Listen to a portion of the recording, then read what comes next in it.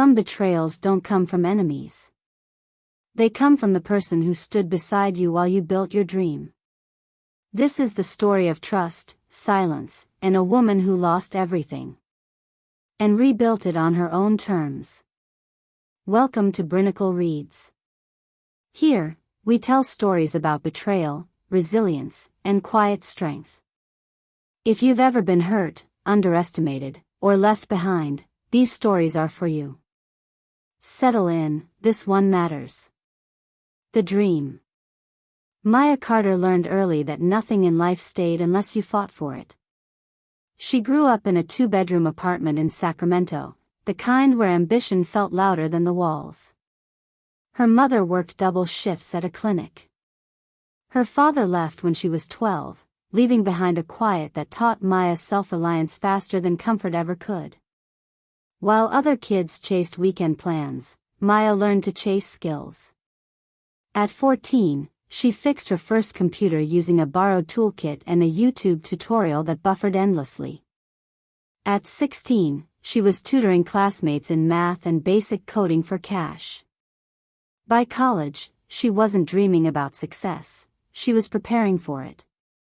She believed in effort, in structure, in trust. That last belief came from Olivia Brooks. They met during freshman orientation at Stanford, 2 girls standing awkwardly near the coffee table, pretending not to be overwhelmed. Olivia was everything Maya wasn't: tall, magnetic, quick with laughter. She spoke like the world was already listening.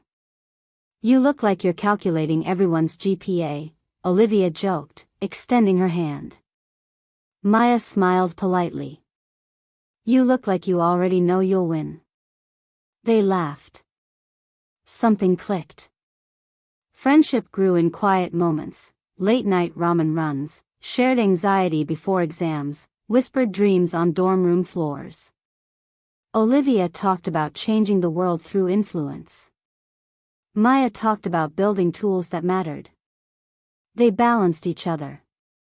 By senior year, the idea came together on a rainy Thursday night. Small businesses were collapsing under outdated systems and predatory platforms. Maya had been freelancing, watching owners struggle with software that cost too much and delivered too little. "What if we built something simple?" Maya said, fingers flying across her laptop. "Affordable. Scalable. Human." Olivia leaned forward, eyes bright. "And what if we sold it the right way?" That night turned into weeks. Weeks into prototypes. Prototypes into purpose. They named the startup Clear Ledger: transparency, clarity, control. Maya built the backbone: code, architecture, and security. Olivia became the voice: pitch decks, meetings, and connections. Investors listened when Olivia spoke. Products worked because Maya existed. They made a promise, sealing it over cold pizza and tired smiles. "No secrets," Olivia said, raising her soda can. "No deals without both of us," Maya added. They clinked cans. Together or not at all. Neither of them noticed how easily promises echo in empty rooms. The ascent. Clear Ledger didn't explode overnight. It grew the way real things do: slowly, stubbornly, and unevenly. The first users were small business owners Maya had met while freelancing. A bakery owner in Fresno. A mechanic in Oakland. They didn't care about buzzwords. They cared that the software worked, that it didn't break when sales dipped, and that someone answered emails at midnight. Maya answered those emails. Olivia booked the meetings. They worked out of a converted storage room near Palo Alto, with desks salvaged from Craigslist and chairs that didn't quite roll straight. Some nights they slept there, jackets folded into makeshift pillows. The air smelled like cold coffee and ambition. Olivia thrived in rooms with people. She learned investor names before meeting them. She laughed at the right moments, nodded like she already knew the ending of every conversation. When she pitched, she spoke about vision and impact, about how Clearledger would democratize financial clarity. Maya watched from the side, quiet, hoodie pulled close, laptop balanced on her knees. She didn't need applause. She needed servers that didn't crash. At first, Olivia always turned to her. Technical questions, she'd say, smiling. That's Maya. And Maya would step forward, explaining calmly and precisely. Investors respected her even if they didn't always understand her. The first check came in at $250,000. They celebrated with cheap champagne and takeout noodles. Olivia posted a photo on LinkedIn, so proud of what we're building. Maya didn't mind that her name was tagged last. She told herself visibility wasn't the goal. Pressure followed money. Investors wanted faster growth. Bigger clients. A cleaner story. We need to look bigger, Olivia said one night, scrolling through competitor websites. Polished. Confident. We are confident, Maya replied without looking up. We just need time. Olivia sighed. Time is expensive. Small changes crept in. Meetings moved to mornings. Maya couldn't always attend because of deployments. Emails were summarized instead of forwarded. Decisions were phrased as already decided conclusions. Don't worry, Olivia would say lightly. I handled it. Maya told herself this was normal. Growth required delegation. Trust meant letting go. But trust, she would later realize, also required witnessing. The bigger the rooms Olivia entered, the smaller Maya felt inside them.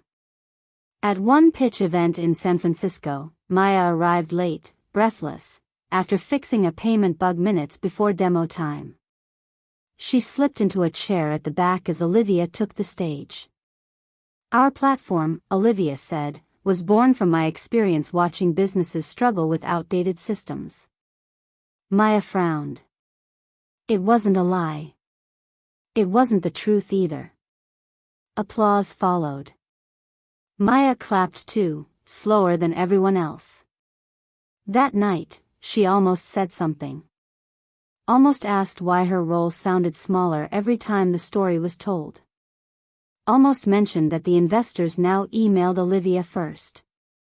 But Olivia was glowing, energized. We're so close, Maya, she said, squeezing her hand. This is working. Maya nodded. She wanted to believe that success didn't require rewriting the past. She wanted to believe that loyalty scaled. So when Olivia said she'd handle an investor meeting alone, just an intro, nothing serious, Maya didn't insist on joining. She trusted the promise they made over cold pizza. Together or not at all. The best friends deal. The email arrived on a Tuesday morning. Maya almost missed it. She was knee-deep in logs, chasing a latency spike that had started overnight. Her phone buzzed once on the desk. She ignored it. Buzzed again. Then a third time, longer, more insistent. Subject, Clearledger, finalized partnership. Her name wasn't in the greeting. She opened it anyway. The message was short and professionally cheerful. An investor she recognized congratulating Olivia on closing the deal and outlining next steps. There was an attachment. Term sheet final.pdf. Maya stared at the file name longer than she should have. Her chest tightened, a quiet warning her body recognized before her mind did. She clicked. The document loaded slowly. Page 1, company name. Valuation. Board structure. Her eyes moved faster than the screen. Founder, Olivia Brooks. Maya scrolled. Equity allocation. Her name appeared once, under former technical consultant. No founder shares. No voting rights. No acknowledgement of ownership. Just a severance clause, thin and polite, like a thank you note written by a stranger. Her hands went cold. She scrolled again, slower this time, as if rereading might change the words. It didn't. The signatures were at the end. Olivia's was already there. Dated yesterday. Maya sat back in her chair. The office felt suddenly too quiet, the hum of servers louder than it had ever been. She thought of the nights she'd slept on that floor. The bugs she'd fixed at 3 a.m. The promise sealed over cold pizza. No deals without both of us. Her phone rang. Olivia. Maya let it ring until it stopped. Then she stood, grabbed her jacket, and walked out without shutting down her laptop. The cafe across the street was busy with mid-morning chatter. Maya ordered coffee she wouldn't drink and sat near the window, the term sheet open on her phone like an accusation. Her phone rang again. This time she answered. Hey, Olivia said, breathless, like she'd been running. I was just about to call you. Maya said nothing. There was a pause. Did you see the email? Yes. Another pause. Longer. Okay, Olivia said carefully. Let's not panic. This is just how investors structure things. You removed me, Maya said. Her voice sounded steady, unfamiliar. You erased me. That's not fair. Olivia exhaled sharply. You're technical. They wanted a clean founder story. It's temporary. Temporary, Maya repeated. You'll still be taken care of, Olivia said quickly. There's a compensation package. And once we scale. You signed without me. Silence. I did what I had to do, Olivia said finally. This opportunity doesn't wait for consensus. Maya looked out the window. People walked by carrying laptops, coffees, futures. The world hadn't paused for her betrayal. We promised, Maya said. I promised myself I wouldn't miss this, Olivia replied. You should be happy for me. The words landed heavier than anger. They landed like clarity. I need my things, Maya said. What? My code. My files. They belong to the company. Maya smiled then, a small, sad curve of understanding. No, she said. They belong to who wrote them. She hung up. By the time she returned to the office, her access had already been restricted. Her badge blinked red. Inside, Olivia stood with two men in suits, speaking quickly and confidently, as if the building had always been hers. Maya didn't walk in. She turned around and left. That night, Maya packed her apartment in silence. She boxed up notebooks filled with architecture diagrams, sticky notes covered in ideas that would never see daylight under that name. She cried once, briefly, unexpectedly, while folding a hoodie she hadn't realized was still Olivia's. Then she stopped. The betrayal didn't feel like rage. It felt like gravity. Heavy. Inescapable. Pulling everything she thought she knew straight down. The fall. The days after the betrayal blurred together, indistinct and colorless. Maya woke up late, not because she was tired, but because there was nowhere urgent to be. Her laptop sat closed on the desk, a silent accusation. For years, urgency had structured her life. Now time stretched without shape. Clear ledger appeared everywhere. On LinkedIn. On tech blogs. In congratulatory posts filled with smiling photos of Olivia standing between investors, hands confidently folded, posture perfect. Proud founder. Maya scrolled until her thumb ached, then threw her phone onto the couch. She replayed every conversation, every moment she had chosen trust over scrutiny. The missed meetings. The summarized emails. The casual way Olivia had said, "I handled it." Maybe this was her fault. That thought settled in quietly and refused to leave. She stopped answering messages. Friends didn't know what to say anyway. Some offered sympathy. Others offered advice that felt like salt in an open wound. Start something new.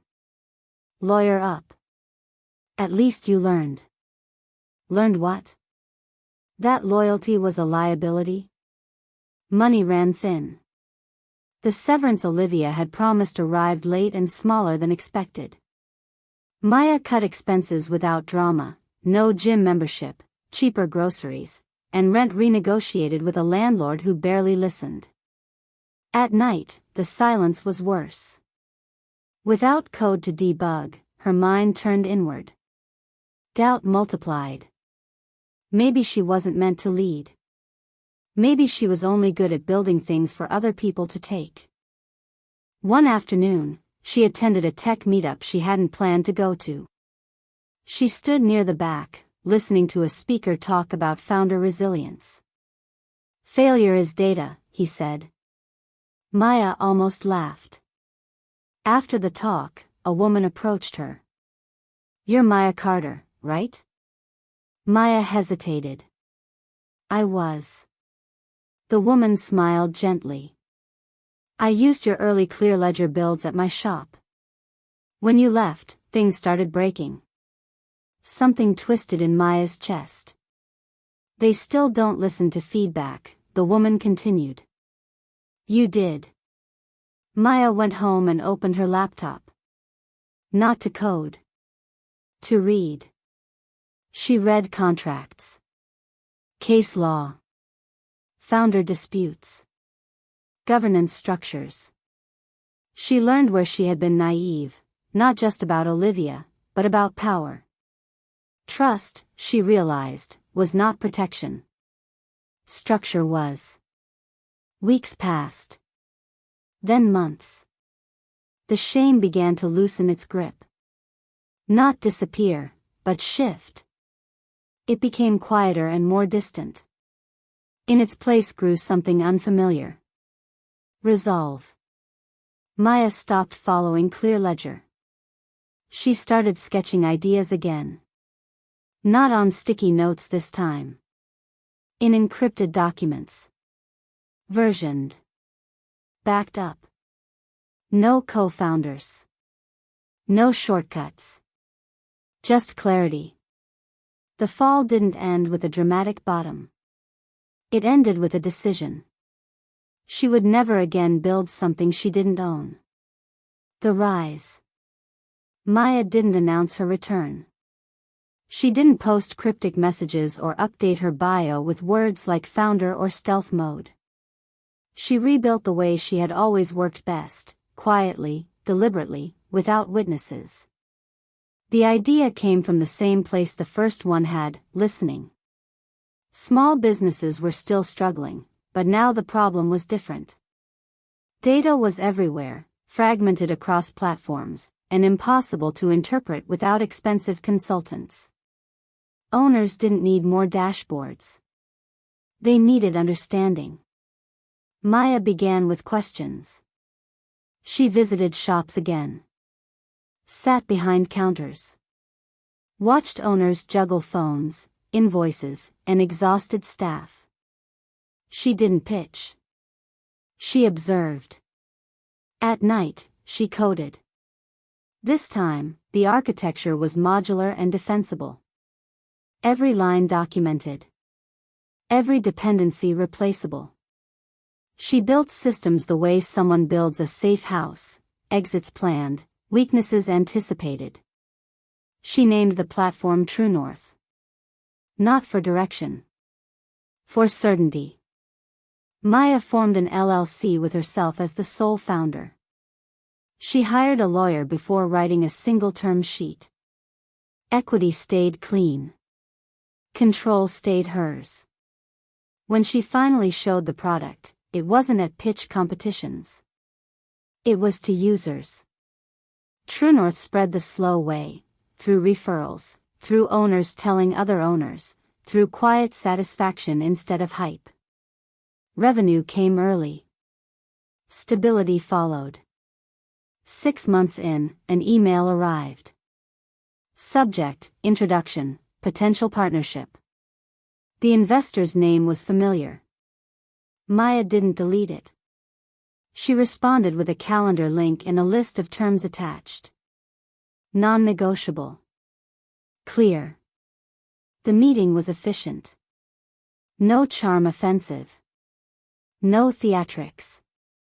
This is impressive, the investor said, flipping through metrics. Why haven't I heard of you? Maya smiled politely. I wasn't ready to be heard. Word traveled. Not fast. But correctly. By the time True North crossed profitability, Clearledger began to stumble. Support tickets went unanswered. Updates lagged. The product still looked good in demos but faltered in daily use. Olivia hired aggressively, scaled recklessly, and trusted the wrong people. Maya didn't celebrate. She focused. True North grew into a company known for something unfashionable. Reliability. 3 years after the betrayal, Maya received an invitation to speak at a national fintech conference in Chicago. She almost declined. Then she saw the schedule. Olivia Brooks. Founder and CEO, Clearledger. Same stage. Different time slots. Maya accepted. Not for closure. For completion. The return. The conference hall in Chicago buzzed with the low, constant hum of ambition. Banners stretched across glass walls. Logos glowed on giant screens. People moved with purpose, lanyards swinging, conversations half-finished and quickly replaced. Maya arrived early. She stood near the back of the main hall, watching speakers rehearse slides and watching investors scan name tags like inventory. This world felt familiar now, but it no longer defined her. When Olivia walked in, she didn't notice Maya at first. Olivia looked the same, polished, confident, and perfectly calibrated for attention. But something underneath had changed. The certainty had sharpened into strain. Her smile flickered when she thought no one was watching. Maya felt no surge of anger. Only distance. Olivia's keynote was scheduled before Maya's. Maya listened from the aisle as Olivia spoke about growth, about vision, about navigating hard decisions. The audience applauded at the right moments. Maya noticed the way Olivia avoided specifics. When the talk ended, Olivia stepped off stage and finally saw her. The recognition hit slowly. Maya? Olivia said, voice unsteady despite herself. Maya nodded. Hi, Olivia. For a moment, neither of them spoke. The noise of the conference flowed around them, indifferent. I didn't know you were speaking, Olivia said. I didn't know I would be either, Maya replied. It wasn't untrue. Olivia searched her face. I heard you landed something new. Yes. I'm glad, Olivia said, though the words sounded practiced. Maya didn't respond. She didn't need to. When it was her turn, Maya walked onto the stage without music or spectacle. Her first slide was simple. Reliability is not boring. It is trust made visible. She spoke calmly, precisely, the way she always had. She talked about systems that last. About building with intention. About how power doesn't come from being seen, it comes from being depended on. She didn't mention betrayal. She didn't mention clear ledger. But everyone listening understood the difference. The applause at the end was slower than Olivia's. Deeper. Afterward, investors approached Maya with cards and quiet respect. Users thanked her. One woman said, "Your product feels like someone actually cares." Maya smiled. As the hall emptied, Olivia approached again. "You were always the smartest one," Olivia said softly. Maya considered this. "No," she said. "I was always the most patient." She gathered her bag and turned toward the exit. "Take care of yourself," Olivia said. Maya paused, then nodded. Outside, the city air felt sharp and clean. Maya walked alone down the sidewalk, phone buzzing with messages she didn't rush to answer. She had lost a company once. She had lost a friend. But she had gained something far more permanent. Ownership. And this time, nothing she built could be taken from her. Thank you for spending your time with Brinicle Reads. If this story touched you, stirred something inside, or reminded you of your own journey, I'd love to hear your thoughts. Leave a comment below. Share this story with someone who might need it, and subscribe to Brinicle Reads for more powerful stories of betrayal, resilience, and rising again. Until next time, keep going.